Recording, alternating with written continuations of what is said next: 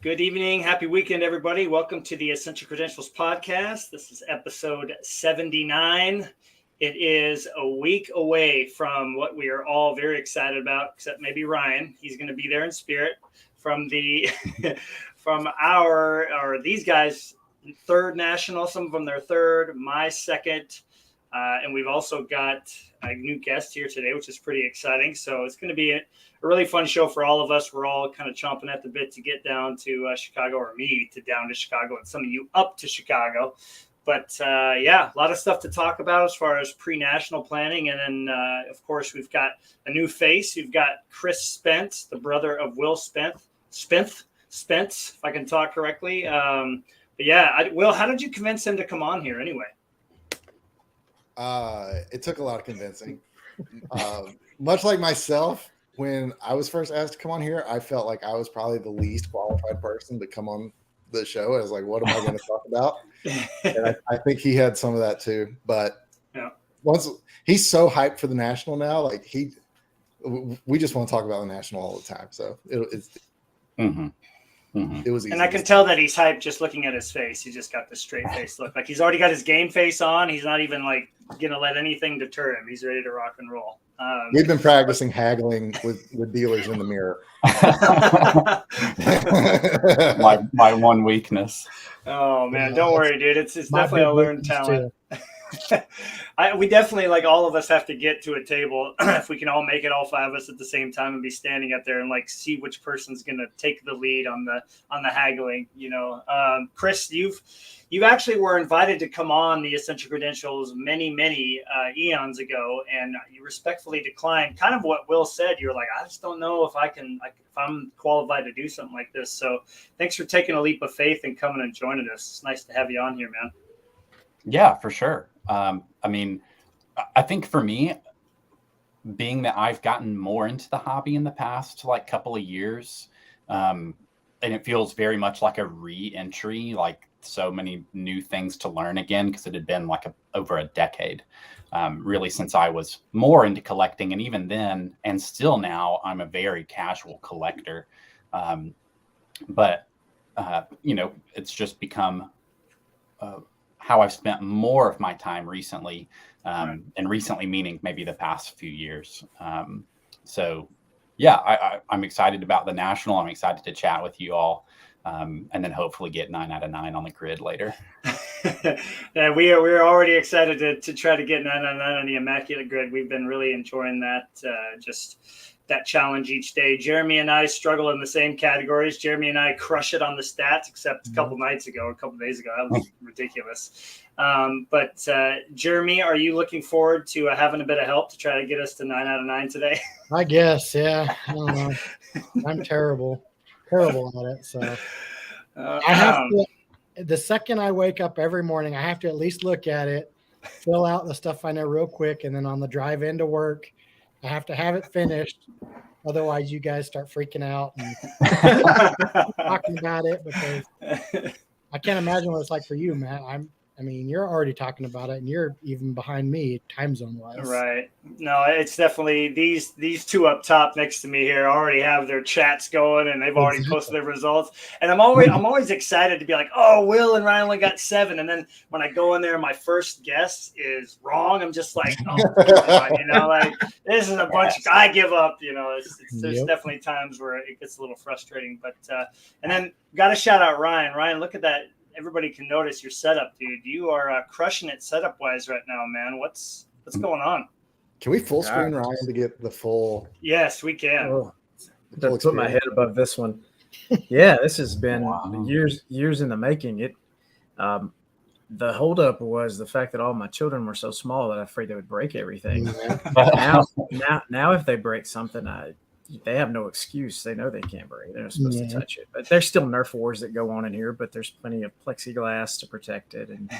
But yeah, I've had stuff put away for so long, and this is what I've been wanting to do this forever, just so I can walk in the room and I always imagine it like going to a art gallery when you walk around and you look at paintings, which I don't do that because oil painting mixed together. I'm colorblind. It sucks. But this kind of stuff, like just be able to walk up to this case and look at the Javi Lopez stuff and think, man, all the time spent going into looking for these cards, like it's paid off. And instead of it just being thrown in a box and I got to dig them out when I want to look at them. So it's been fun. These two of these came in today, so I was in a rush trying to get them going on. But you guys were very instrumental in helping me with the layout. So that's right, man. That's right. Yeah, it's looking really, really good, and it must be nice getting stuff from Amazon within days of ordering it. I don't know what that's like, but it must be amazing. Or the day of for some of you down southers. But anyways, let me show everybody the schedule of events that we've got going on for tonight, and then we will hop right into it. So we've got, obviously, we're going to talk to Chris a little bit, kind of hear about his collecting story and hopefully some of the victories, not the fails that he's had with his brother in collecting. And then we'll kind of get right into the national, talk about the dates and times that people are looking at. People are going to be there, kind of talk about what we're hoping to accomplish while we're there, how much money we're going to spend, and really trying to stay balanced. I think all of us are in that boat where we don't want to go there and just burn ourselves out like many of us did our first time there. Right, Ryan? Yeah. I'm burnt out already. Yeah, exactly. So, and then we'll finish off with an immaculate grid, maybe show off a pickup that we've got since the last episode 2 weeks ago, and then we will, wrap it up and hopefully see most of us there. Ryan, we're going to get a cardboard cutout of you and just bring it everywhere we go. So that would be cool. I would love that. That'd be cool. Heck yeah, man. Anyways, Four Leaf, what's going on, man? Looking forward to seeing you there. That's my main goal of going, so we will definitely talk about that. So, Chris, now that we've got you on here, talk to us a little bit about just, what does the hobby mean to you right now, man? Like, why are you here, basically, right? Like, what makes you come back to it day after day? What is, these friendships and whatnot, like, what do they add to it as well?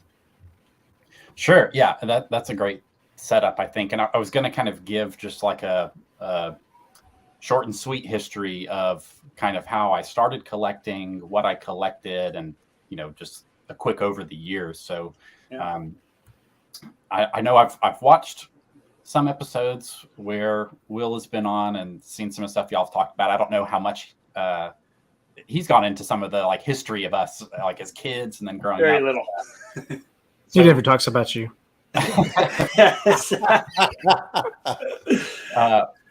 When we were kids, we essentially would just go to our local card shop and get a pack of cards, maybe get a box of cards.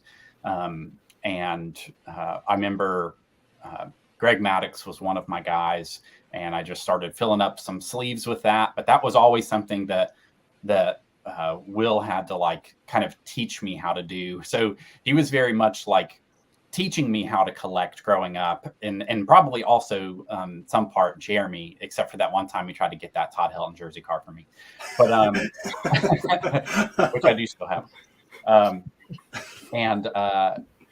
So like I was learning like who the players even were, like learning about the Braves since we grew up Braves fans, and really even our start in the hobby came from my dad having all of his cards thrown away when he was younger. And so he vowed whenever he had us that would not happen to us if we were into baseball cards, which obviously, yeah.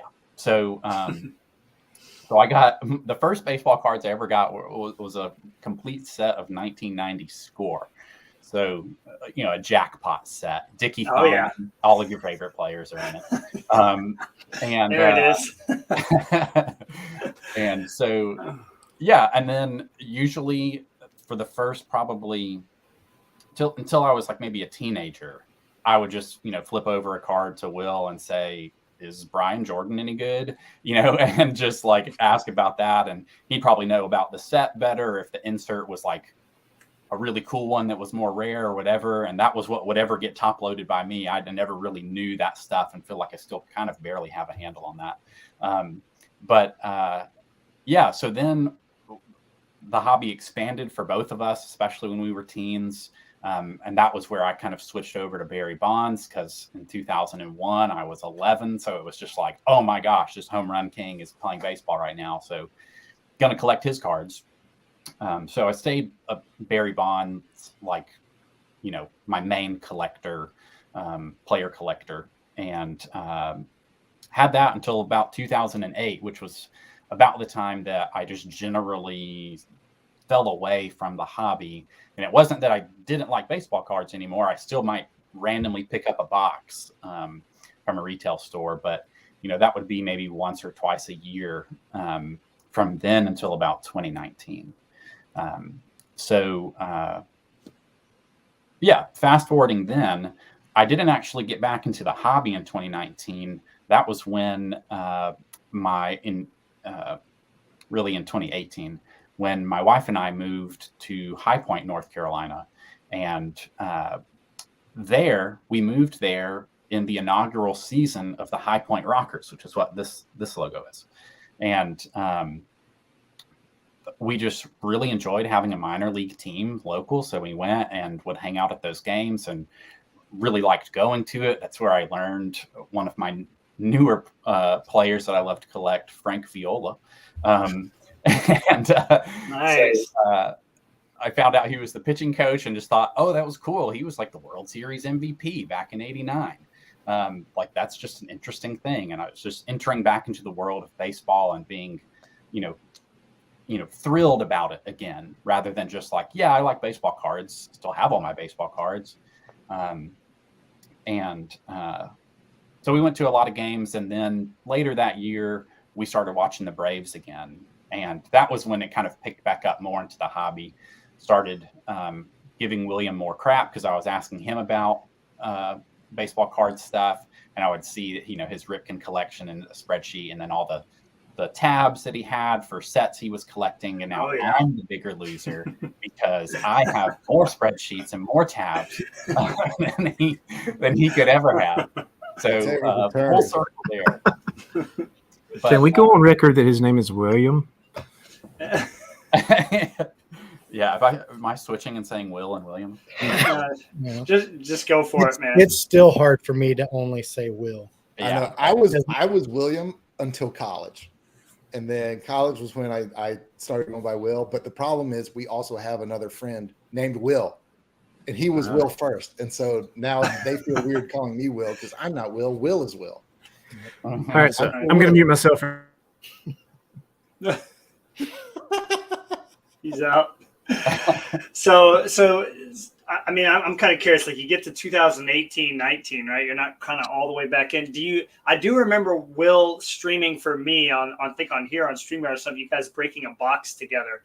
Was that 2020 or 20? I feel like that was 2019, right? It was like Topps Studio or Leaf Studios. It was 96 Studio and 97. That was from Charlotte Sports Collectibles. Yeah. Right? That was from Ken. Yeah, it was Studio, and it was also Leaf. It was like basic Leaf, like 97 and Leaf. I remember that.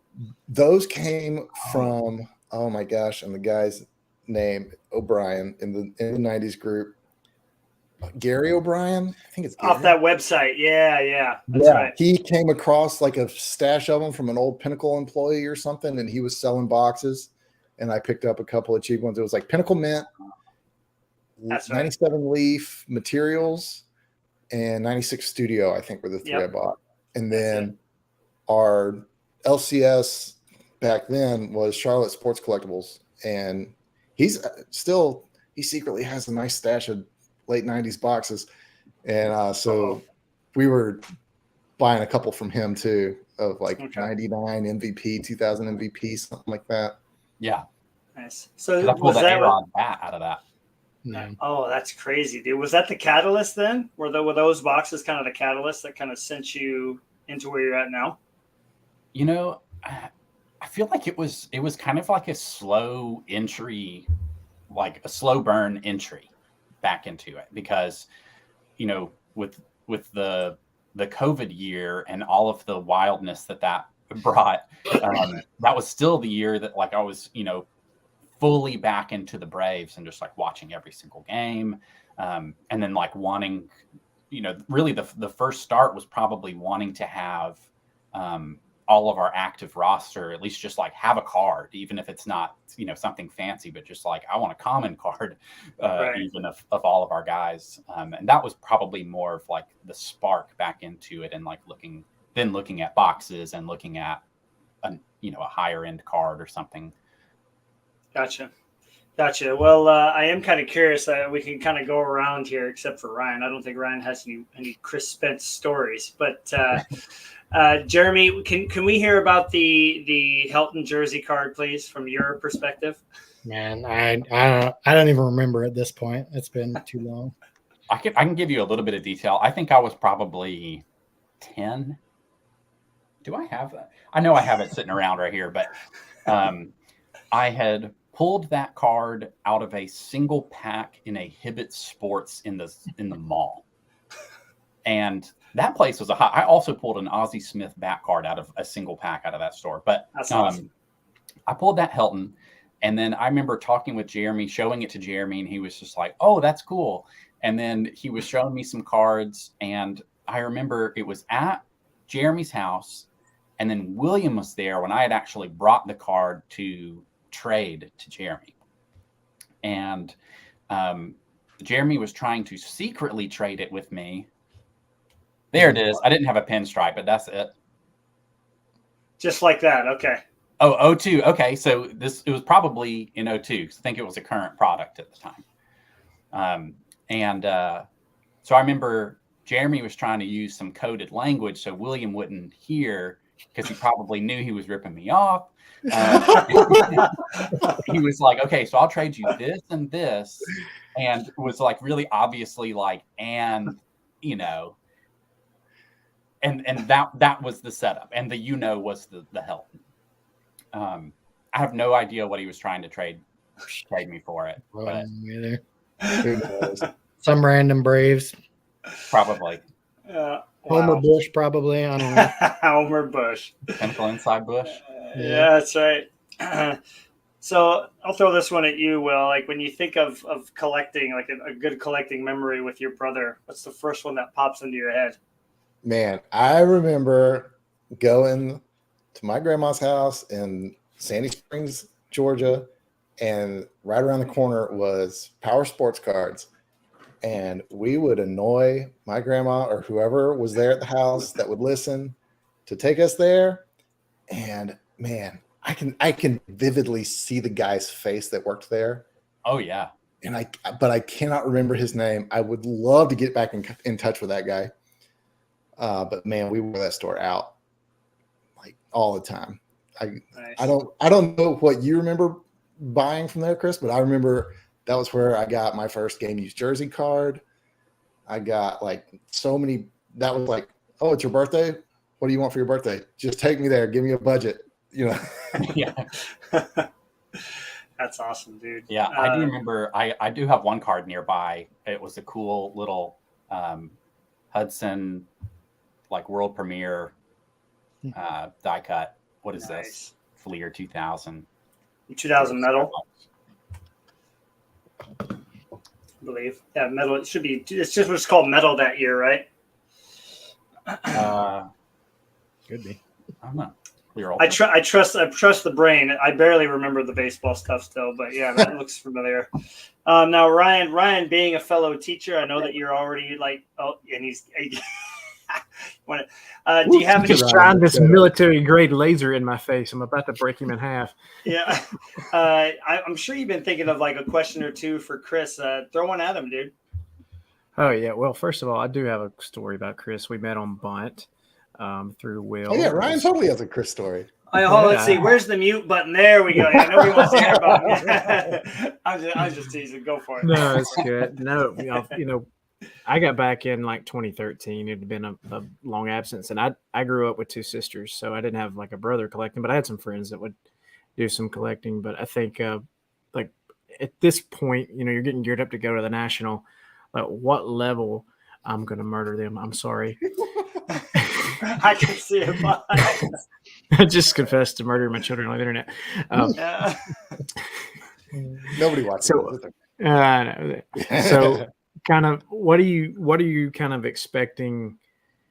Like, and I'm sure you have a game plan. We're not going to talk about that, but like at this point, you feel still pretty like novice in getting back into it. Like you're kind of reforming that foundation that you have from collecting and that relationship with William and with Jeremy. And so what are you kind of expecting to be your focus as you kind of go into this? Going into the national? Yeah. Yeah. So I have a few like sets I'm wanting to build, and that's like something I've never done before. So that is like kind of a new area of the hobby for me. I've always just, and still am, I always have been, and still am like an eye appeal, color, design, fun or silly kind of card collector. Like that's what gets me excited about the hobby. I do like sealed products as well. I think it's really fun to just like break a box.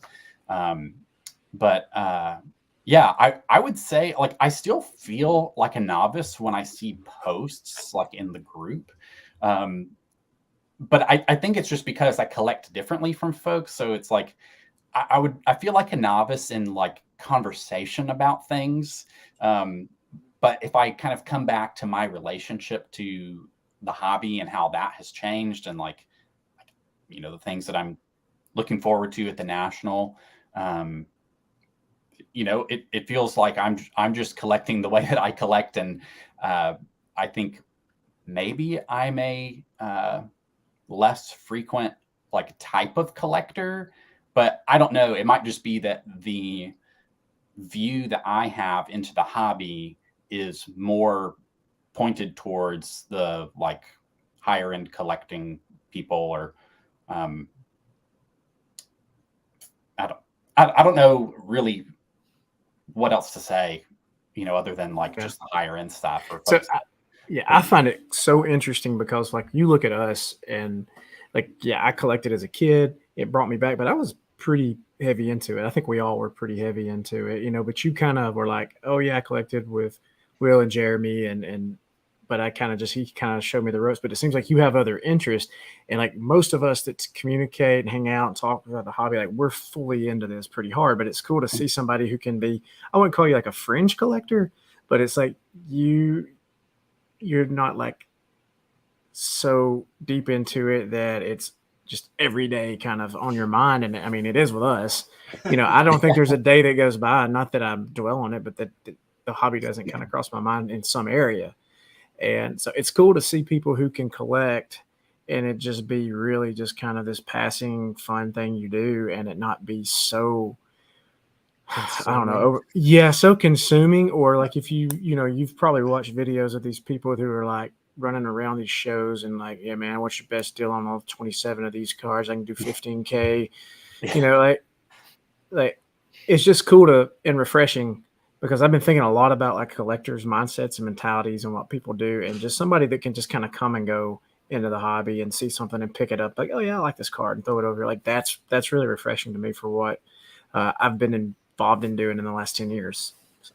Yeah, I can touch on that a little bit too. It's been interesting for me because growing up, the three of us plus Jeremy's brother Josh, we all collected together. We were all 90s players collectors, and that's what we've always been. I've always thought of my brother as Barry Bonds collector. Mm-hmm. But since he's gotten back into it, I send him links and posts and things that I think he would be interested in. And it was like, I could tell it's like, that wasn't like the Barry Bonds side of things isn't where he's been leaning towards. It's been more modern. Let's open some boxes. What product's coming out? We were at the water park today. He goes, man, Allen and Ginter comes out the week after the national. Why would they do that? Why wouldn't they rip it, during the national? And I was like, I had no idea when Allen and Ginter comes out, and he's gotten much more into like, I can't tell you how many times I've gotten a text, hey, I'm at Target. You want one of these boxes?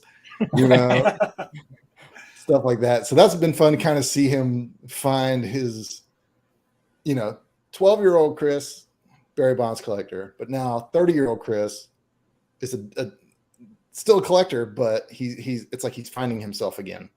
That's been kind of interesting to see, and I'm actually kind of glad that he's done more modern stuff, because I don't, and so he can help me the same way I can kind of help him if he comes across something in his collection. Go, hey, is this worth anything? And I can kind of give him the backstory on it. Right, that's awesome. I think within us 5 here, we're pretty well represented in all different sports and types of cards and whatnot. So that's going to be fun, especially at the National, because we're going to see a little bit of everything, a lot of variety. It's just going to be a lot of fun. Well, and by fringe, I don't mean not serious. I just mean it's just cool to see somebody that can go do something else and not have the hobby on their mind. So I was going to say something, because I kind of thought when you said that, I was like, it's honestly not a bad descriptor. Like maybe I take that on as a way to describe my collection, because I do feel like that is that's pretty accurate, at least. Like I don't think about it as like a constant thing. And if you know much more about Will personally, like he is a hobbyist of hobbies, and like that's just a sense thing. Serial hobbyist. That's what we call him, a serial hobbyist. Yeah. And so like I have all sorts of other things that I spend a lot of my time in, and like eventually like baseball, I would say is a like hobby generally. Like I like to go to games. I like to collect the cards and talk about it. And, as my tag says, I have 2 Bun accounts, so it's like I'm engaged in a lot of different ways.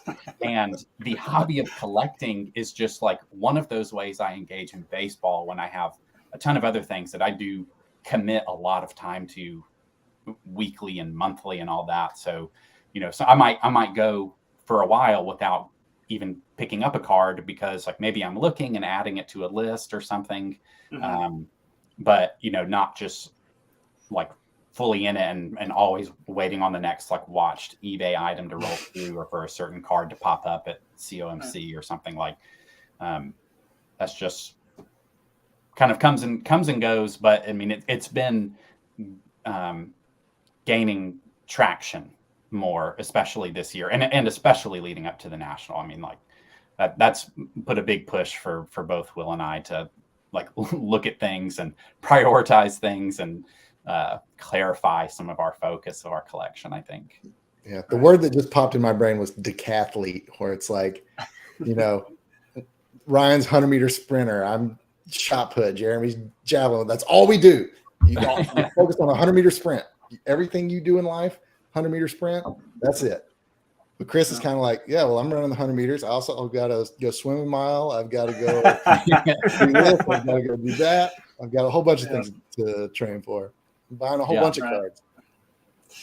I agree with that. Yeah, it's so easy to get really obsessive about this hobby. So it is refreshing to hear somebody who can kind of take a step back and not, like Ryan was saying, like not just be living and breathing it or waking up and check it. I mean, I don't know how many of you are going to admit first thing you do after Immaculate Grid is you check the eBay save searches, right? You just pull it down and reload the eBay save searches, see how many blue dots are there, and start your day that way. I think that's, your life is run through that in a way. Like, I don't want to miss out on that one card that could possibly show up. And if I don't get to it in 5 minutes, I don't get it. So, that's nice to hear that Chris is not living his life that way. It's got to be a lot less stressful, man. It sounds so freeing. It does. It does. I don't know. Maybe I have the equivalent of that sort of behavior in some of my other hobbies. I don't know. Right. That's a good point. Well, cool. It's good to hear, just your backstory and kind of everything except the bunt account sound amazing. So, yeah, that's pretty cool. Hey, man. I'll trade you all my bunt cards for that Todd Hilton jersey card. Oh man, he's going to consider that too. He's going to consider that. Yeah, if you have some legendaries, we'll talk. Shoot me a message. Where's the mute button? All right, so let's do this. We're going to go Jeremy and come all the way around and finish with myself. Let's take a minute max, and we're just kind of leading into the whole national talk. I would like everybody to share their expectations for the national. Like, just talk to us real quick. Tell everybody, what are you going there hoping to do? What do you want to accomplish? What's your main goal for being there? That kind of stuff. So, Jeremy, we're going to start with you on this one. Yeah, I can't say that I've really got any expectations or wants particularly. I kind of just going to see what they got, meet people, hang out with people. I mean, basically, it's the only time I get to see Will in person every 2 years. I don't go back When was to the last Georgia time you saw anymore. Chris in person? Yeah, sheesh. It's probably been a decade at least. Well, probably your wedding. That had to have been the last time. 2020 or 2013. So yeah, 10 years. Wow. That was the last time I'd been in Georgia and seen people probably. That Wow. wasn't just, family for Christmas. Man, I can't believe it's been that long. That's crazy. Yep. So, yeah, really, it's just see what's there. I'll buy something that I find interesting, probably. What I bought yesterday might have been one of those things I was looking for at the National, but I've crossed that off the list. So I'll try to find something else that catches my eye specifically. And then obviously, if there's an A-Rod that I don't have, I probably won't hesitate like I did last time and miss out. So just being more mindful of that, I guess. Hopefully we can help you find that. How about you, Chris? There are a few things that I'm specifically looking for at the National. Definitely ditto Jeremy. I'm excited to meet some folks in person and just hang out with people. I think it's going to be a fun time. This is my first National, and probably I haven't even attended double-digit card shows in my life. So, I think it's going to be a really kind of spectacular thing to go and do and be there for so long. Definitely only ever done maybe a half a day at a show before. Okay. I am trying to get the autograph of the entire roster of the 2021 World Series champion Braves. So I've been making some really good progress on that. And I know I'll probably be able to find some good cheap ones of some of the lesser named folks. And a Ronald Acuna autograph is my number one priority for a single card. Nice. So yeah, kind of just have it broken down, mostly singles, some sealed products. And we're also trying to put some decorations in our house of like maybe a random bat or like a cool poster. So like I'm looking for some non-baseball card stuff that would just be fun to have as well. Nice. That's awesome. Sweet. All right. I'm just going to sit here until Ryan goes. My expectations are you guys look for me. A Gary Carter rookie cup, 1976, where he's holding the bat like this, and those beautiful Expo jerseys, right?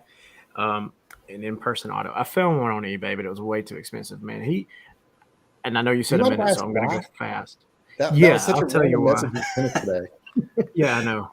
So since I've been reading a lot more stuff this summer, baseball books, getting back into that, I'm sitting here thinking as more I read about him, like if I was a baseball player, like all things equal in terms of skill and ability, like if I could play like him, like I would be Gary Carter. Just his background, how he grew up, his parents' background is very similar to mine. His wife, they met in high school. Like that's kind of the same thing. He's a very charismatic dude. His teammates didn't really like him at times because he was always smiling. He knew where the camera was. They called him Camera Carter. And then I feel like when the camera comes on, like I have a good time. So I don't know. He was just kind of like he's one of those players that I wish if I could go back, I would like to watch his career because I was just he started before I was born, and then I was little. By the time he was playing in the late 90s and was all sore and couldn't move very well. It was just kind of the end of his career. So he was kind of like one of those guys that we saw as a veteran, like, oh, is it Gary Carter? Yeah, cool. But I didn't realize what kind of career he had early on, 11-time All-Star kind of thing. So I don't know. It's just kind of like one of those things where that kind of hit and connected. So I want a Gary Carter rookie cup autograph because his other card, his rookie card, is with 3 other guys. And his face is that big. That'd be awesome if we could track one down. There's a lot of people with in-person autos there. I remember the first year that I went. I know Jeremy and Will's first year. There was quite a few, and Greg found a couple of Tim Salmons at those tables. So I'm sure the odds are probably better than you would think that we'll run into one like that. I hope you just run into it. Don't take any time looking for it though. Yeah. We'll see. Yeah, I will definitely flip through. There's always those guys that just have notebooks and notebooks of just, flipping pages of through the mail autos and 8x10 glossies and everything. Just, you start to wonder, like, how you accumulated all these? There's no way all these are real. Like, you're definitely sitting back there signing all these. There's no way to accumulate all these. I'll just occasionally text you guys a picture of Gary Carter's face really close up. Don't forget. Yeah. I think the odds are good that we'll find that for sure. So hopefully one of us can track it down. What about you, Will, real quick? Expectations. This is your third one. So yeah, this is number 3. It is interesting how I feel like each one that we've been to has been more social than the one previous, because 2019, it was just me and Jeremy. And that was when a guy told us about the 90s group while we were there. That got our foot in the 90s group. And then in 2021, we got at least a picture taken. We had a meetup, but I think there was like 5 of us that met up. 2 of those 5 were me and Jeremy. And then, so I'm hoping this year it can be a little bit bigger. I made a post about it in the 90s group. It sounded like most people will be there on Friday. So if you would like to have details of what time we're going to get together out in front of like the big national banner out front, shoot me a message. I'll probably do like a big group chat on Friday morning or something and just start giving people times. So yeah, that'll be cool to like meet people. Like, I've never met you in person, Matt. Yep. That'll be cool.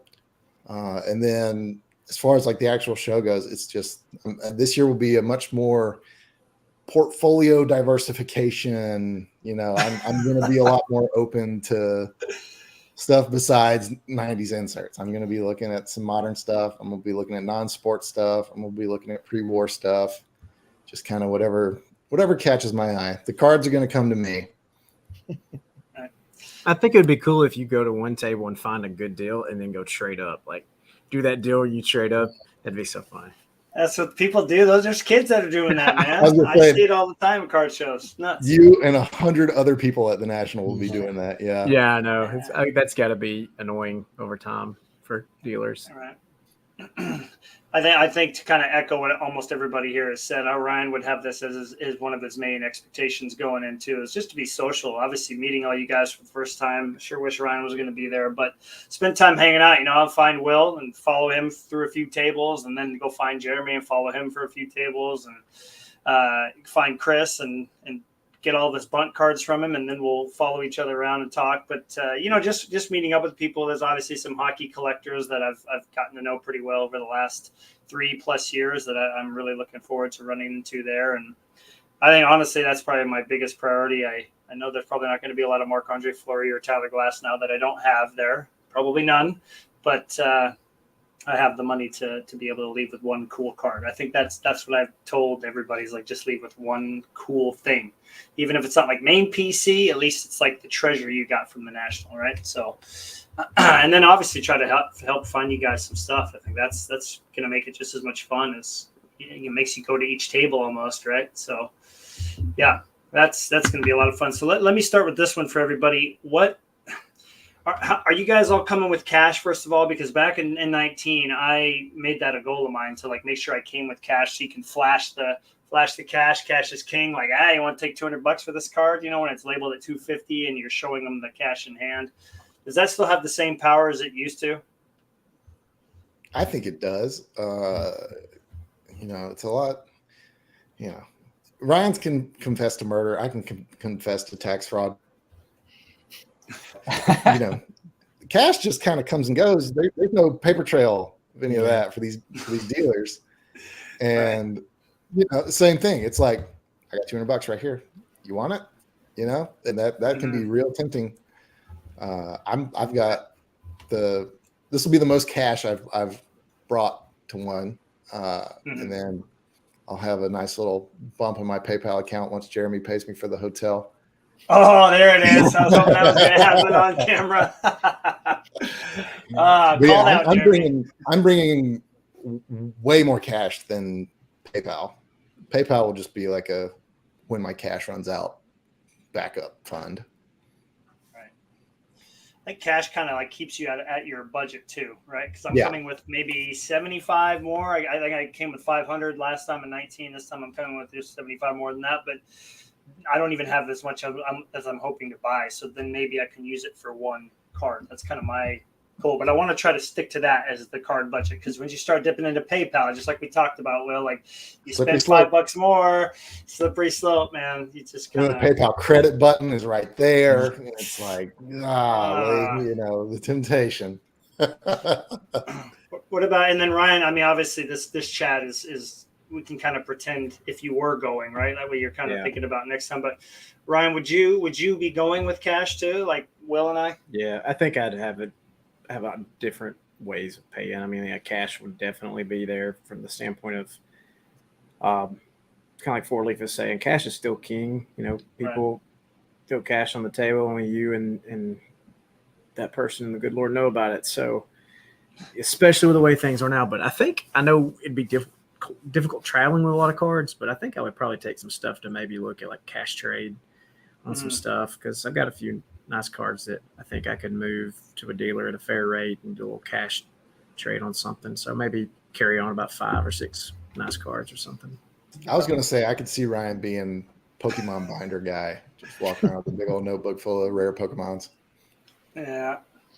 I actually did that that's my first national. I came with like a little 4-page binder thing, and I just filled up all my stuff in there, so it was easy to carry as opposed to having a box. So, yeah. I will say the last national that I went to, I saw an interesting interaction go down between a vendor and a guy that wanted to trade.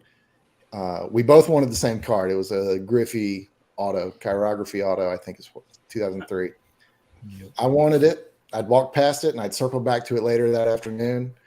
And there was a guy at the table, and the seller was like, "Which one are you looking at?" And he pointed at Griffey, and my heart just dropped. But then he put up his stupid little, box, his little Pelican case on the thing. He's like, "Do you want like a Otani graded to a 10 or something? Can we trade for it?" And the vendor was like, "Look, I can trade you, and you'll get the card you want, and I'll just get another card to put in this case. And I've made no money." And, these dealers are spending a lot for a table, transportation, shipping the cards or renting a trailer to bring cards, whatever it is. They've got a lot of overhead that they need to make up before they can start making a profit while they're at the show.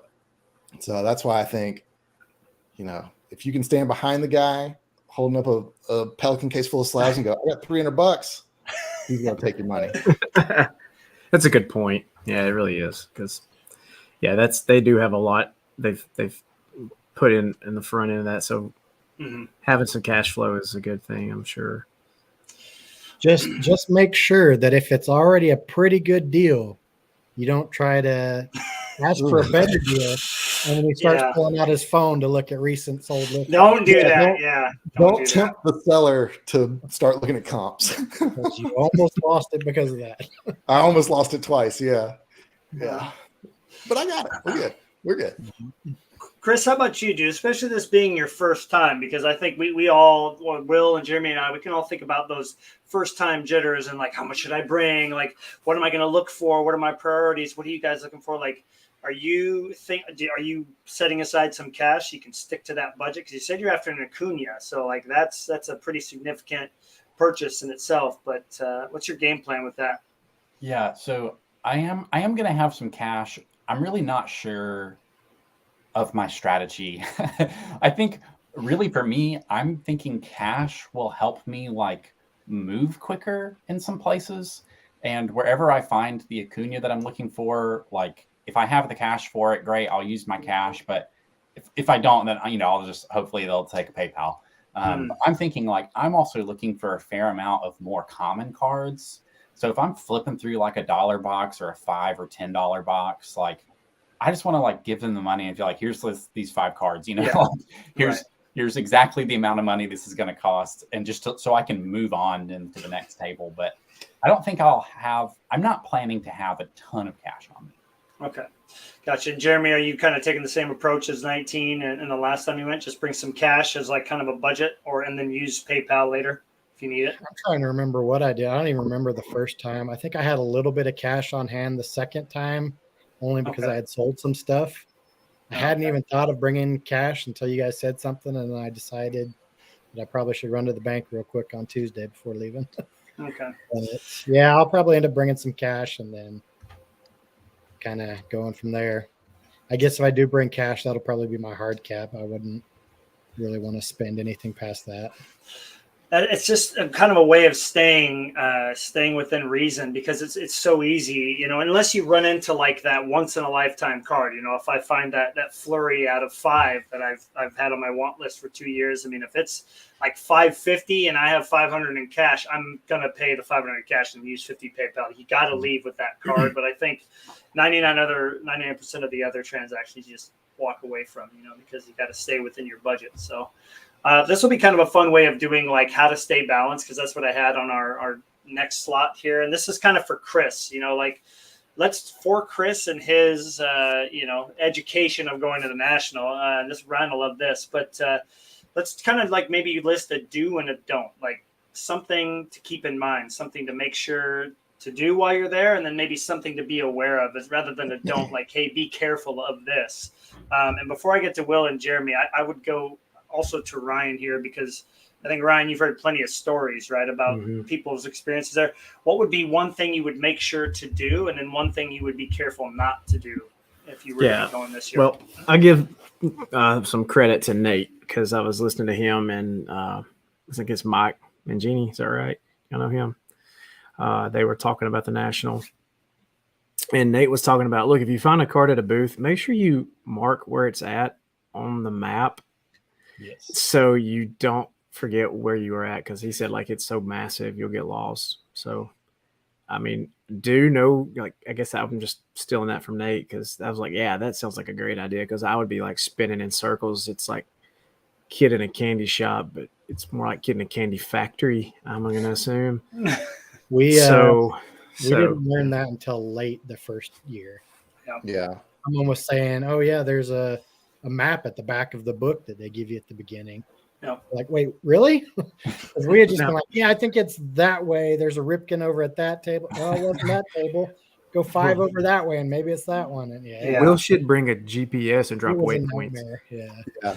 It really is. If you've never been, and this is what I've tried to convey to Chris, and you can't convey this to people that haven't been, is the scale of it is so insane. Like, you walk in the front door and you cannot see the back wall. It is so far away, and there's so much stuff. Mm-hmm. It's like instant paralysis. There's so much to see, so much to look at. Every table has 200 cards on it. It's incredible. And that's the hard part, is trying to just like fighting through the overstimulation of everything. And then it's like your game plan can go out the door real quick, and you kind of got to, you know, divide and conquer to a degree. That's one reason I'm glad he's coming, because now that's an extra person that can go, hey, there's this over at this table or whatever, you know? Yeah. I think to play off of that, don't feel the need. Maybe you will if you're going to be there for the entire time, but don't feel the need to get to every single table. Like, don't feel rushed while you're there. You got to really take it all in. And it's easy to burn yourself out looking through every dollar box, but it is fun. So like, do whatever you need to do to get the most out of your experience, and don't be afraid if you don't get to every single one, because we've all got eyes looking around. I think you're going to get so many Acuna auto texts. I mean, hopefully you get one right away, so we don't have to keep looking, because they're going to be at every table right now. Yeah.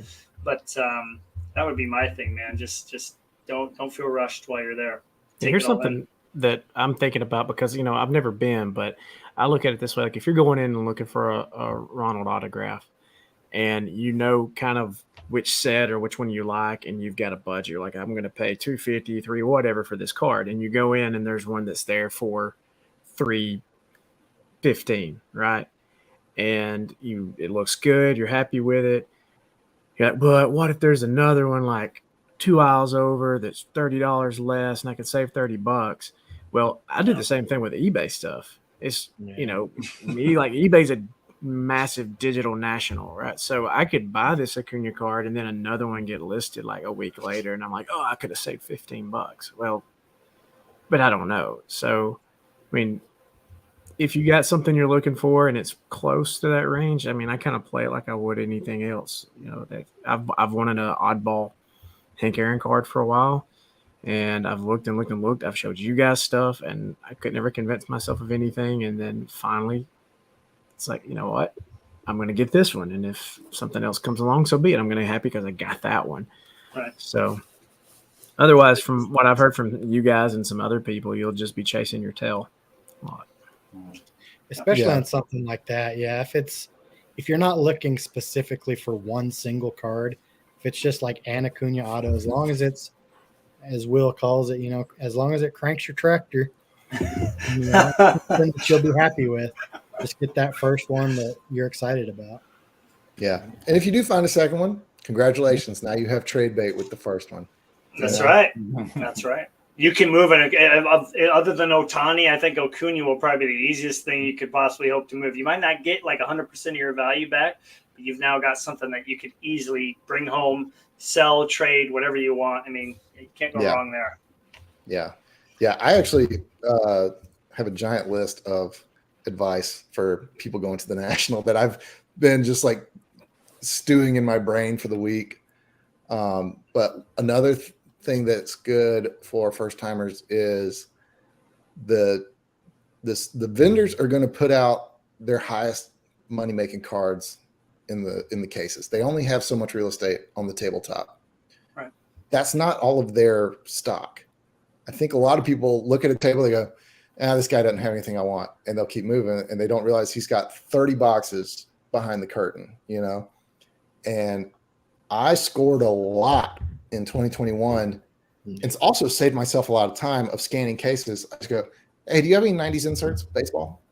And almost all of the time they know, and they go, nah, sorry, thank you. You just saved me 30, 45 seconds of scanning your table for no reason.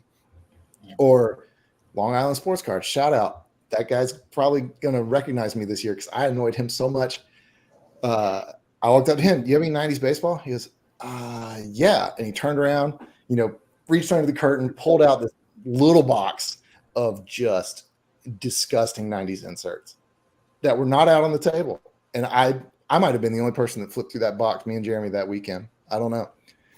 And so if you got something in mind you're looking for, just ask. You have a zillion tables to get to. That will save you a ton of time.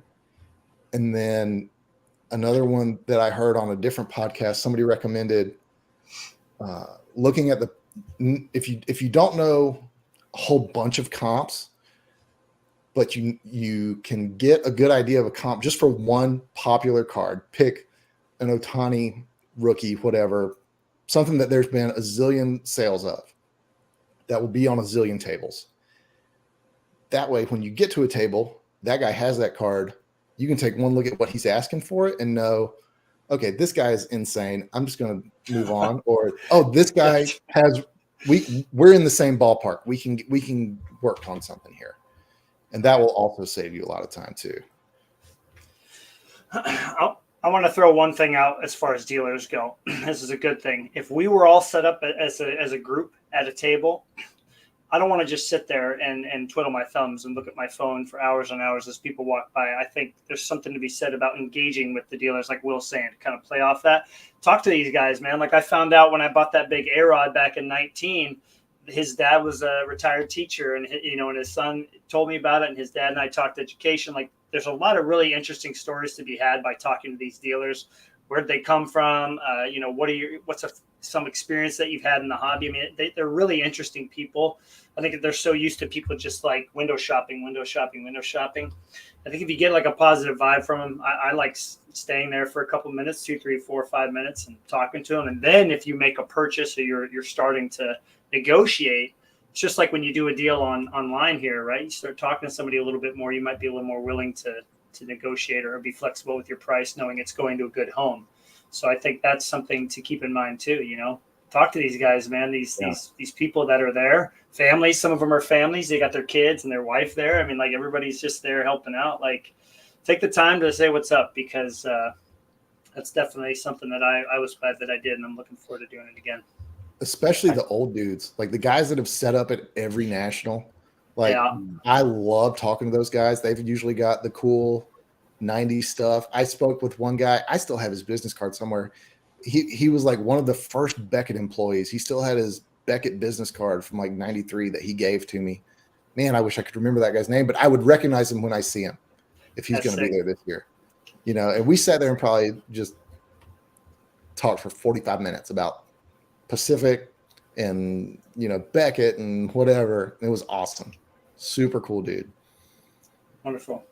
I think that will be my, like, a compensation strategy I have, because I struggle so much with the direct negotiation of a price. But like, I feel like I studied music therapy in school, so I have like therapy skills, so I can like develop relationships with people quickly, and then maybe hopefully use some of that in a positive, can it be positive emotional manipulation to like get a better price on a card, you know, and maybe like have that relationship with less people, but maybe that ends up getting me a little bit better deal, or they throw in a couple of random cards because they know I like a certain set or players or whatever. But yeah, that'll be one of my strategies I'm planning to do while I'm there.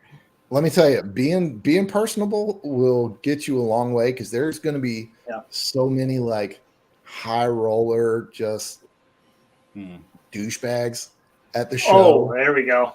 That covers it. Will just walk up to a table and just pull out a wad of cash and just point to a card and give a number, and just be such a giant tool. And the sellers are going to hate those guys. And those people far outnumber the normal people like that. I guarantee it. And being just the slightest bit friendly will go a very long way, because these sellers are sitting here just dealing with clowns for 10 hours a day. Yep. You know, having a human conversation is probably refreshing for them. Mm-hmm. What's the over-under on the number of people live or videoing for their channels? 100 or more? Wait. Let me tell you, that's another thing.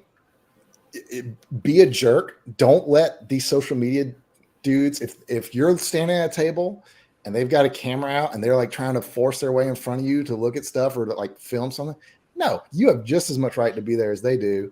That's right. And same with people that come and just drop a Pelican case on a case of cards. Nah, you got to go, bro. Hey, can you move that case? I'm trying to look. Like, be a jerk. It's okay to be a jerk sometimes. These people don't know you. You're completely anonymous. It's okay to say please. Will, like, you got to start nice and then work your way to a jerk. Say please with a tone. In a southern phrase, you got to whisper in their ear and pee in their pocket. You got to be nice to them, but you got to go, bro. Boy, we knew, Jeremy, we learned a new phrase of these Southerners every episode, man. I tell you, these guys. Does it make sense or not? It makes complete sense. It makes sense. I'm gonna start doing it. That's a bless your heart kind of thing. Yeah. Yeah. It is. I mean, it is true though. I mean, they just throw the Pelican case up there and block the entire display case so you can't see. And if you don't say, hey, yeah, can you move that? Can I take a look? They sit there for 20 minutes arguing back and forth about, the 700th Aaron Judge rookie card or autograph. And eventually they'll leave and nothing has happened. And you've wasted all your time, trying to look at a portion of a case to see if you might have something you need or want. So. Oh, that kills me. It kills me. Oh, if I had a nickel for every time a rolling suitcase rolled over my foot. Oh my gosh! So wear steel-toed shoes. Is that your next piece of advice? Good. Yeah. There will 100% be somebody rolling one of those stupid big suitcases that didn't zip it, and they'll go to stand it up, and the whole thing will empty on the floor. I saw that at least twice a couple of years ago. That's scary, dude. That's scary stuff. Well, if some of the wheels have like those little rims on them, keep a thing of zip ties in your pocket. Throw it on the rim while you're walking, and just watch that wheel get cut. And they're just trying to pull it. That'd be fun. I'll be petty. Oh man, I feel like the content for this channel will be best served by like the shenanigans of Will and Chris Spence while Jeremy and I are like standing in the back, just like being quiet, not making any noise. Just like, hey, I'm out of zip ties. Load me back up. Oh my gosh, dude. When I come across those people or see those kind of things happening, I just kind of put it in perspective and go, outside of our hobby bubble, people look at you like you're an idiot. So, I mean, I'm looking at you like you're an idiot.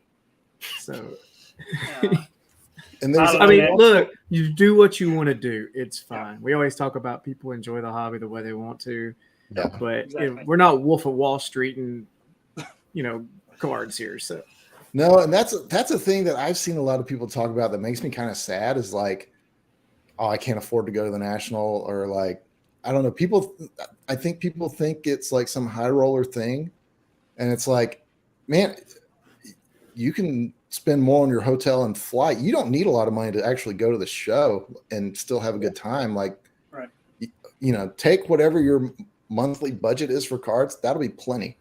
You can still have fun because there's so much to see that's not cards, memorabilia, and I mean it's like a mini Hall of Fame set up in the middle of the thing, like that's right. MVP, Triple Crown crowns and contracts and game use stuff. It's really cool. Like the experience overall is totally worth the price of getting there outside of buying cards. And you should, if you're a collector, you should 100% go. That should be a definite bucket list thing for you. I think that's. Oh, go ahead, Ron. I was just going to say, hopefully things will potentially, that article you sent about maybe the National looking at maybe coming back to Atlanta. It's been a very long time, 20, 25. Well, it's longer than 20 years, I would guess. I was a kid last time it was here. I know it probably wasn't as successful at the time, but I don't know. Now, I think it's a different story. I think it would do just fine. There's, the hobby is very, very healthy all over this country. So I don't see why I wouldn't. I feel bad for the West Coast guys. They need something. Put a big show out there. Me and Jeremy are like, hey, yo, like, what about us, man?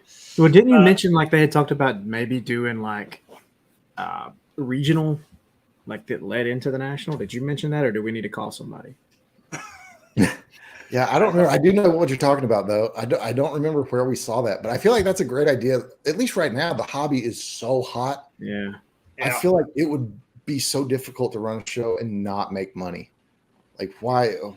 I don't know. Maybe it is. Maybe that's why they haven't done it. The small shows here are, I mean, when I say small, they're 150 tables. That's not really a small show. And local civic centers that are busting at the seams with people. So, it would do fine. I think we should definitely touch on like the different locations when we do our post national show in a couple weeks here. I think that would be, or 2-3 weeks, just kind of talk about like, look how crazy exciting it was. We saw a variety of people, kids and older people and everybody. Like it would do well in many places. So definitely something to touch on later. Well, let's immaculate grid this thing. I do want to say that I see a Braves logo there. So I mean, that's got to help us out, right? Yeah, all right, we're getting at least 3 right answers, boys. So, I mean, I don't know how much time you want to spend on this, but can we like digest it for just a second? Yeah, for sure. Okay, for sure. So let me pull this up. Can everybody see it? It's waiting. All right. All right. Okay. So we've got Braves, Tigers, MVP, Angels, and Texas.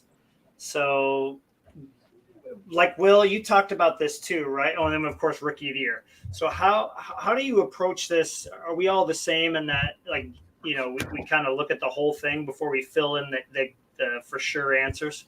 So here's how I approach it: is I've started writing it, and then I'll go through and scratch out names as I think of better answers to try and improve my rarity score. Because there were times before where I would, perfect example for this one right here. Spoiler alert: Braves and Angels, Mark Teixeira. Oh wait, Braves and Rangers. Oh crap, Mark Teixeira. Yeah. Okay, well, I think Mark Teixeira would be a rarer answer for Braves Angels, but inevitably I would put him Braves Rangers because that's where I would think first. Right. So, well, should we start writing it, and now I can scratch out Teixeira and put him where I want, and kind of plan it out before I submit my answers. So are we trying to go? Are we trying to go rare? Trying to go rare. I think Garrett Anderson would be a rarer answer for Braves Angels. What about Cameron Maben? Oh, was he an Angel? Angel? We know for sure that he played for the Angels. Oh yeah, I do know. Yeah, I think Maben would be a better answer then. Yeah, It All right, doesn't so we're sound like saying a real Cameron player. Maben, the guy at the top here for Angels and Braves. Is this correct? Yeah. Oh, look at that. Was that a Okay. 0.3? 0.3. Heck yeah. Okay. Yeah. Okay, so Hey, that means I watch we a lot of crappy Braves. do we put Teixeira down here and just get rid of that one, or are we going rarer than that? I Hey, think we we can just- go rare. Frank Yeah, Coeur we was just- a Ranger, wasn't he? Francoeur was. Who's Well, the you pitcher should- we just got back? That we had in the minors, came back. He just got hurt. Lukey? No. What Starts about with Luke an A. Jackson? Luke Jackson hasn't pitched for the Allard. Rangers yet, though. That's Oh, it. wait, Colby yeah. Allard. Oh, Colby Allard. Ooh, Colby Allard. What, That's did he him. pitch for both teams? Yeah, he Yeah. pitched. So the Braves had him. He was traded to Texas. ALA. Right here. Colby Allard, 2018. All right, is this the one you want me to pick?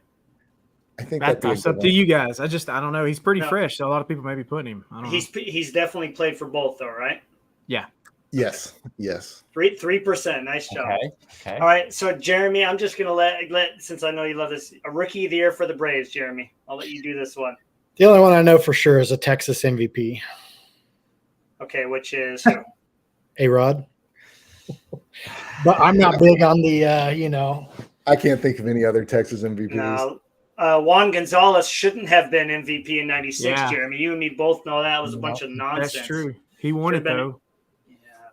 Yeah. So did Pudge. Pudge won a MVP. Yeah. Let's do A-Rod here. Just get that one out of the way. All right, so that means Chris, rookie of the year for the Braves, bud. This is all you. I mean, I guess everybody, I don't know. Everybody's going to put Harris because he was just rookie of the year, but then Acuna was rookie of the year. And maybe that would be what non-Braves fans would know. I don't know. I mean, Did who David else has Justice been- win rookie of the year for the Braves? Dave Justice, Chipper Jones, either of them? Dave Justice. Dave did. Who won it in Bob Horner won it in 78, 76. That's probably. Do we No go Bob way. Horner then, Chris? So you got Horner, you got Deion Sanders. Didn't Deion win it? Ooh, I don't know if he won Rookie of the Year. yeah, I think Horner's there for sure, right?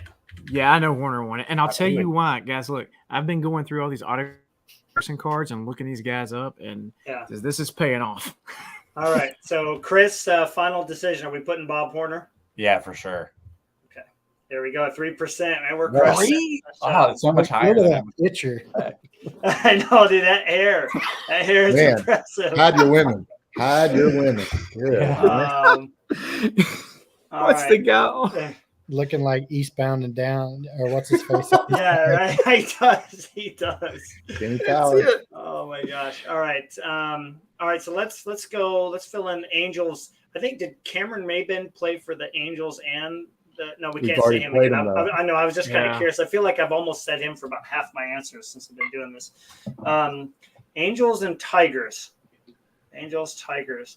Let me think.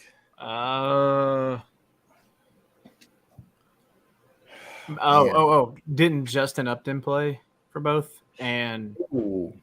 Torrey Hunter? Ooh, Torrey Hunter. That's a good one. Corey Hunter is a great answer. Yeah. Torrey let's- Hunter. Yeah.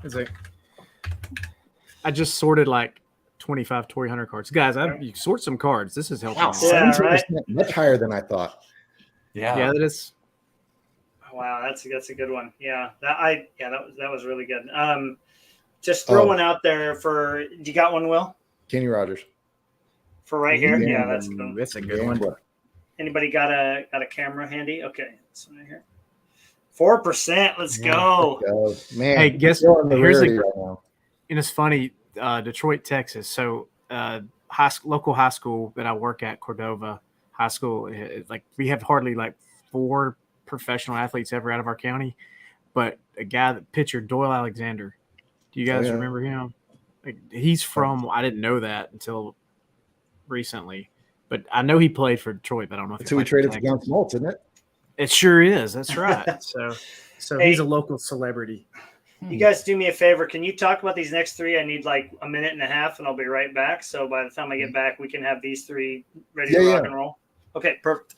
Angels MVP. We're not putting Trout. No, We're not putting Trout. Otani. We're not putting Otani. Too obvious. but who else? But yeah, who else? Did who Vlad else win win it? MVP? Who was an MVP who was rookie of the year? I can get there. I can give you one. The very Ichiro? first one. Ichiro was. Jackie Robinson was. He was the first MVP. He was the first rookie of the year. They started recognizing it like his. Yeah, that Branch Rickey book I was reading talked about him being MVP. Oh yeah, He was MVP and Rookie of the Year. Yeah, he was. Ichiro was. Oh gosh, there's a bunch. Trout was. I like Jackie because I feel like, yeah, I feel like Ichiro will be high up there in terms of who they pick. yeah. I know what. Yeah, I know a rookie of the year for Detroit too. I mean, I know two. We know a pitcher for Verlander? sure. Yeah, I also just saw a Sweet Lou Whitaker auto. Oh, And looked him Lou up. I think he Whitaker. was rookie of the year too. So are we doing Lou Whitaker for Detroit Rookie of the Year? I I'm think pretty sure he we're was. confident with Jackie Robinson for Rookie of the Year MVP. Yeah, Oh, nice. Yeah, that's a great answer, guys. Mike Trout would also work. Ichiro would Mhm. also work. mm-hmm. Are we saying Jackie Robinson though? MVP Yeah. Rookie of the Year. Okay. 1%. Wow. Yes, dude. People, come on. What? Wow. Right. I said I bet Trout and Ichiro are like way high up Yeah. there. Yeah. Yeah. Okay, so the only other one that we got to make sure. Who did you say for Detroit Rookie of the Year? Who are you 100% sure of? All right. We know Verlander for sure. I'm Yeah. thinking. So going through those cards, there were 3 Lou Whitaker autographs. So I was looking him up because I've been listening to some of the stuff, and I'm pretty sure he won it. But Pretty sure he won. It's not going to Yeah. cut it because of it. I feel pretty good. Look, I'm redeeming myself from last week. Yeah. Maybe Okay. maybe we save this one. Maybe we do this one last and we go All right. All right. Angels MVP first. So besides Trout and Ohtani, are there any Yeah. other Angels from way back that have won the MVP? Like did Carew? Detroit? Did he win Did MVP? Vlad win one? Not with the Angels. Vlad didn't. No. What about? Mo Vaughn. Did Mo Vaughn win MVP that one year with the Angels? Ooh. Because he was on the cover of like MLB 98 or 99 or 2000 Was he or a whatever Red it Sox? was. That's a good question. I don't remember he was in an Angels uniform, but maybe he had like one MVP for the Red Sox and then went to the Angels the next year. So we better not say that. Man. Did Salmon win in it? No. No, he didn't. Salmon didn't Troy- win. Edmonds didn't win. Troy Glaus didn't win MVP. I know he had a Glaus lot didn't. of great. So if you're going Trout Ohtani, who would pick? I figured people would pick Trout. I bet Ohtani gets picked more because he's like the hype of the big leagues right now. He's being compared to Babe. So we're just gonna say Trout and get it over with. Sure. No. Is it like a free- rarity score, boys? This is not the free space and bingo. Come on. Look at our rarity score. Let's not ruin it with an 86% Mike Trout right here. Oh, I mean, but there's only. I mean, Carew and Mo Vaughn are the only two that are maybes. But it would suck to get 8 out of 9. You know, I feel like Vlad won it, but the Angels though. I don't know. I'm just. He was And at he the end of spent- his career. Yeah, he spent more time with the Angels than he did. Yeah. The I mean, I can't say 100%, but I don't know if you wanna 100%. if you want a rarity layup, this is not Man. layup. But I feel good about Lou Whitaker. do you want rarity or do you want 9 of 9? All right, all right, let's let's do. go Lou Whitaker. Let's go. This Lou is not my Whitaker. Robbie Grossman. All right, nice, good job. All right. Good job, Nice Ryan. job, Ryan. Well, we know we're going to get 9 out of 9 with Mike Trout or Mhm. Ohtani. That's. But I mean, I can't say for sure Mo Vaughn, and I can't say for sure on, Glad.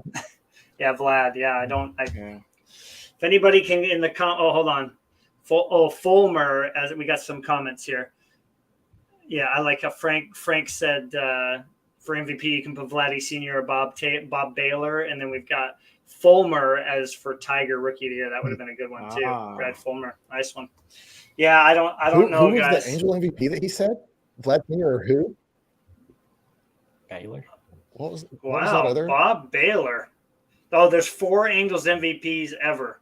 Alex, did you know that without looking that up? That's my hockey collecting buddy I Alex think right there. Bob Baylor is my car insurance guy. Oh, yeah, Don Baylor. Don Okay. Get his Don Baylor. autograph. Don Baylor won an MVP.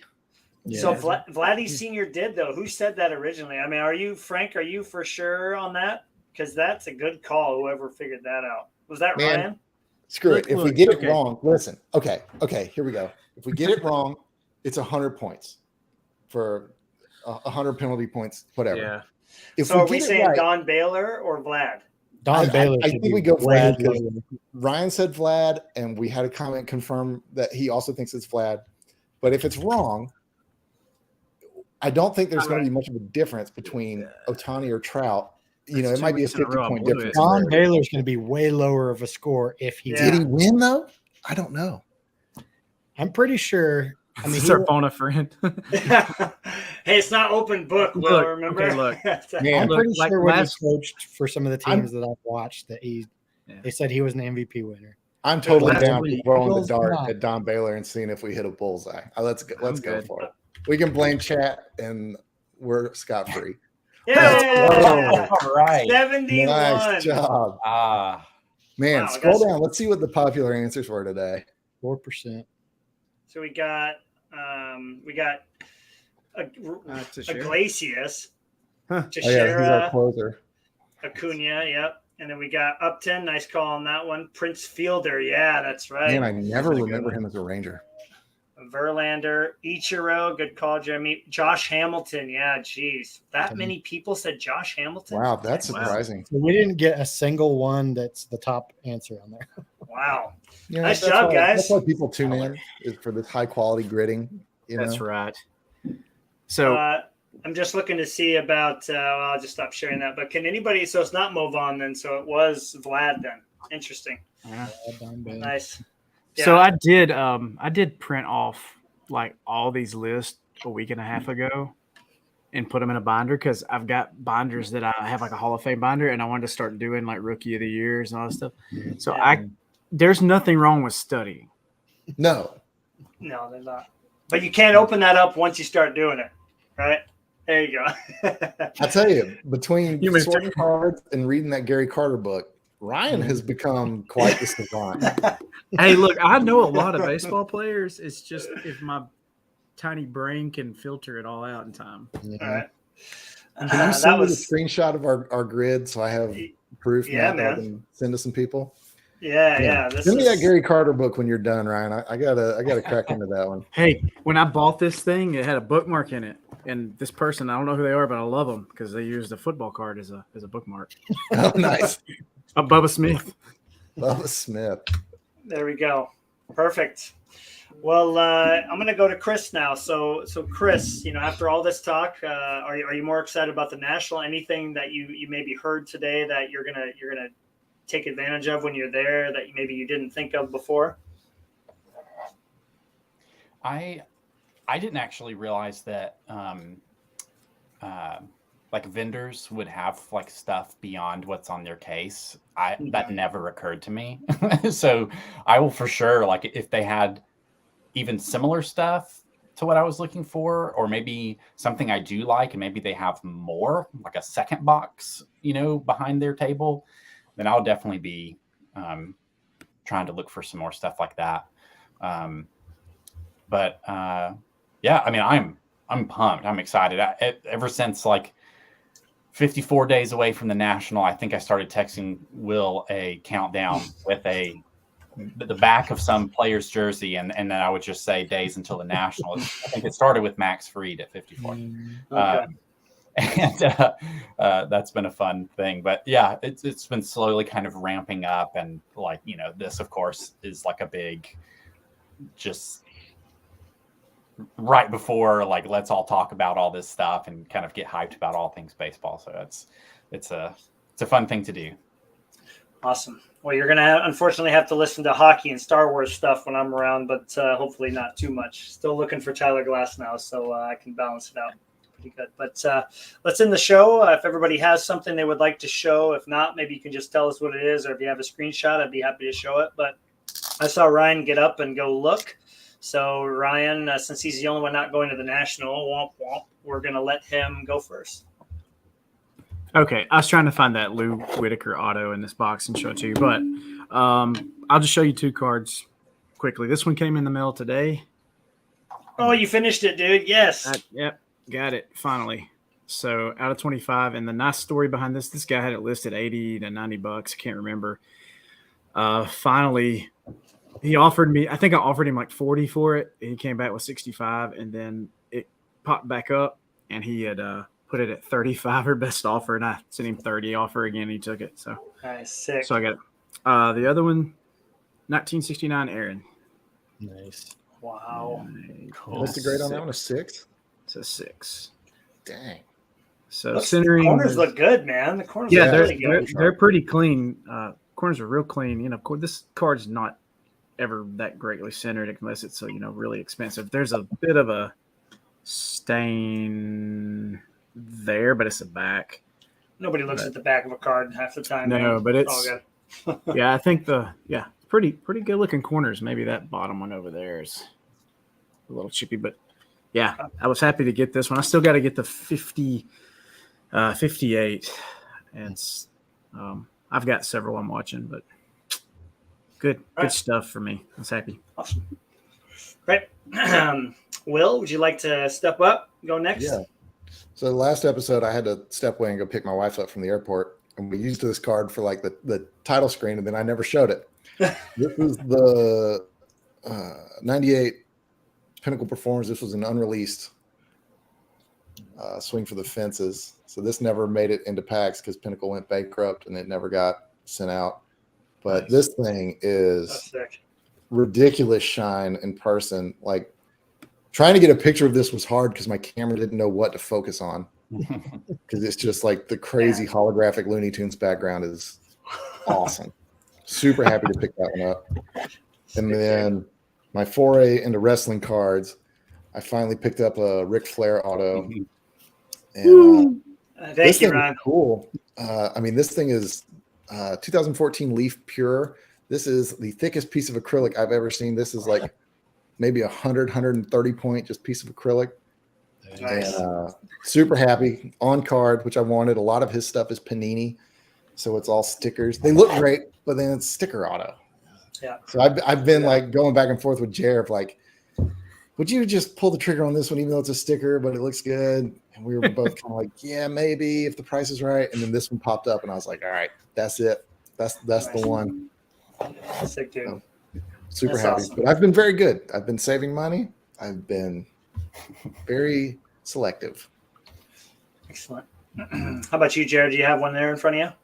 Yeah, it's just one I've shown to you guys already because everything else I've bought still hasn't come in yet, but I was able to get this one recently.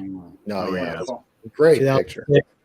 Yeah, 2006 Topps 52 Alex Rodriguez autograph, which goes nicely with the 2001 Topps Heritage one. So nice, man. Those are beautiful. Great combo.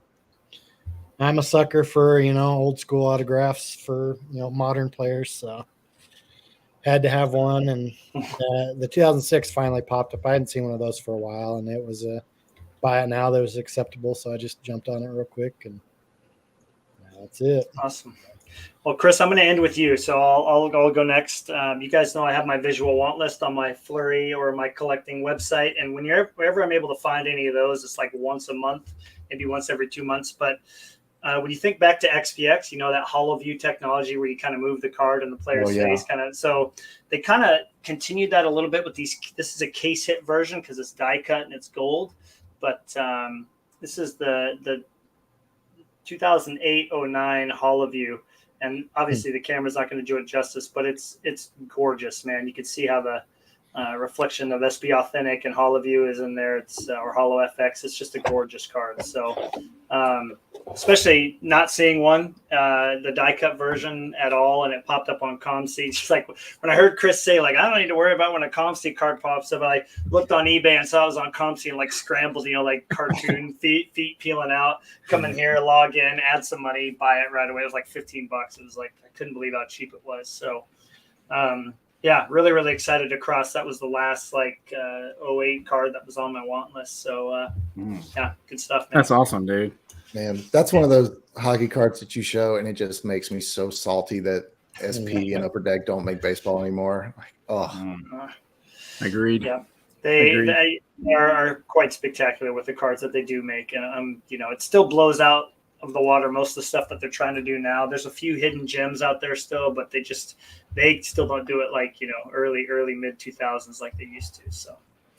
All right, so our guest of honor, Chris, who will hopefully be back more than once, especially to do the pre or the post national wrap up. We got to have you back for that. But would you like to end this little segment with a card that's come in recently that you're happy about? Yeah. So, and the card that's come in recently is kind of like the new jewel of my collection. And I thought, since this is my first time on the show, I would show like the original jewel or jewels of the collection, because it's 2 cards kind of in my old collecting days, and then this one that has more recently come in and is now just one of my favorite cards that I have. But these are the 97 and 98 Bonds stickers graded 9.5 Beckett, and then a PSA 9 Top ones. One of them, I forget which one is. It's either a Pop 1 or a Pop 2. Last time I looked at it. I remember those. Those were awesome. I don't know about you guys. I know that we see them in every listing, but those were so much fun as a kid. And you made a sticker out of at least one of them, right? Mm-hmm. I think Damian Easley's jersey is still in my parents' garage. I remember feeling that and sticking it in there. That's great. But so the new one that I got in, I'm really big into Allen and Ginter and Gypsy Queen. But Allen and Ginter is probably one of my favorite products. I love the framed minis. So this is like my new favorite. If I can get the light right on it. But it's the framed mini Max Fried magenta printing plate for 2022. Sick, awesome. Man. And this is my second one of one. The only other one of one is another magenta printing plate of Tiger legend Kevin Ardoin, who played, I think, 0 games in the MLB, but I got his first Bowman card. And I got it for like $10 back in like 2007 or something like that. It's around here, but so now at least the other one of one I have is somebody I care about. I swear to God, when you showed that, because the face doesn't really look, I thought it was Bobby Cox. I swear to God, I thought it was a Bobby Cox printing. Yeah, that's cool. That's cool, man. That's sick. Hey, you like Allen and Ginter? I got you, man. I got to hook up. All right, for real. If you need some minis, they need a good home, and I need some cabinet space. My brother likes anything micro, like the Topps micro stuff. He gave me like a PSA 8 ripping. Oh my gosh! Look at this thing. Yes, look at that thing. Unbelievable. Is that thing chrome? It's gold. It's gold. That's awesome, man. Do they make top loaders and penny sleeves for those? I've been looking. There's like a decent market of like different sized ones, but they don't make like the micro. Yeah. I would love Here's to one. get. I sent him this one the other day. This is I don't know if this is a custom, but it's just called 2018 Gumball Machine Oddball. And this is a Cal Ripken Gumball Machine card. And it's like perforated on the edges, right? And it's like torn from a sheet, I guess. Yeah. Yeah. I don't know. I saw that, immediately sent it to Chris. I was like, do I hit the buy it now on this one? He was like, yeah, how do you not? They even put him in the Charlotte uni. Yeah, I remember that one year you were looking to buy a Bonds auto for Chris's birthday. I found the perfect one. It's an oddball Bonds auto. Yep, that's the one. Yeah, I was like, it's a weird mini die cut. Yeah, weird mini die cut. That checks all the checks every box. This was like the true end of like my old collecting, because this kind of finished off me getting a jersey and a bat and an auto of Bonds, and I have a whole ton of other cards, but those were like, I have to have those to feel like I have a complete Bonds collection. And so like that was the final one, and that's a tough set. It has inscribed 600 home runs on it. Yeah. That's awesome. Oh, that's sick, dude. That's a tough set too. It is. That hardball. Try to find a platinum, not even an auto, just a platinum. So nice card. Thanks. Awesome. Well, Yeah, well, hopefully we can have you back on here soon, Chris. It was a lot of fun. And, Jeremy, Ryan, Will, thanks for taking the time to come on here. I Ryan, again, I wish, that's right. Wait, hold on. What? Whole auto. That's a double dick. That's double dick pole autos. Oh, man.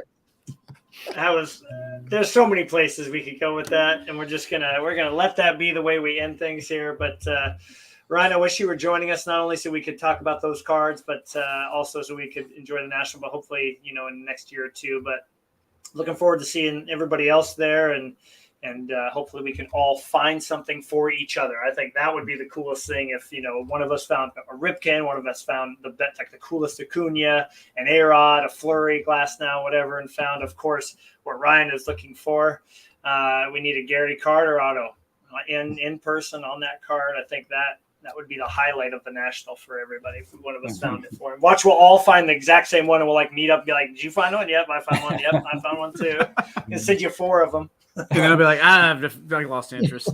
Yeah. We're stuck here with a $20 Gary Carter. Oh my gosh. But so we'll look into, I'll be on vacation a little bit after the National, but we'll look into doing a show. Once I get back, it'll be a little more than 2 weeks from today, but we'll have a lot to talk about. Probably do like a 2-parter. We'll have so much to talk about. But I hope everybody has a great rest of their weekend. And for all of you that are going to be there, make sure you say hi to at least one of us. And we'll look forward to chatting with as many people as possible. So have a good one, and we'll catch you next episode. Take care, everyone. See ya.